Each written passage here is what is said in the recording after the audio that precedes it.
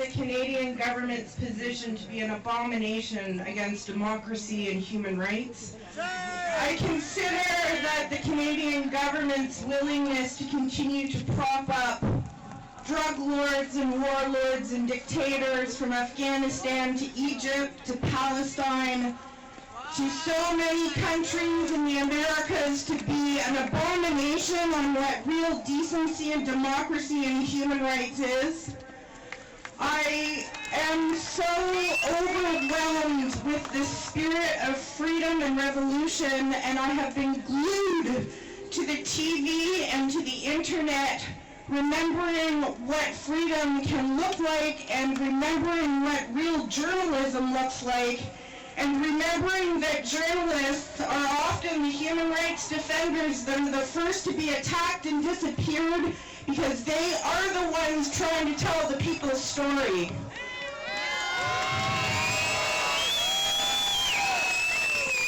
I also want to remind all of us that it is not just from the cities and towns throughout Egypt that there are people that are working hard in solidarity to bring freedom and peace to all of the people of the world, and especially with profound work right now to our brothers and sisters in Egypt, and our fond well wishes and thankfulness to our brothers and sisters in Tunisia and in Bogota and Guatemala and Indonesia and everywhere dictatorship and violence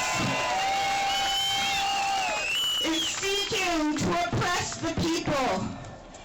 I have been reading so much that I forget who I've been reading and I forget who I've been hearing the stories from. But one of our obligations is to tell those stories from those voices that cannot be heard. It is imperative that you make sure that your neighbors, your friends, your comrades, your colleagues tell those stories of the freedom fighters whose voices cannot be heard.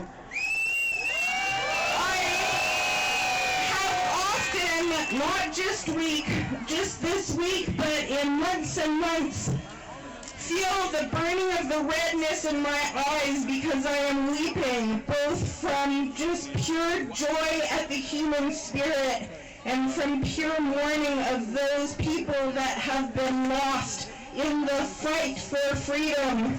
And I wanted to read something that I got from one of the online zines. And it's from a young woman who went into Tahrir Square. And she tells her story about how she was sitting at home and crying. And she couldn't realize why she was crying.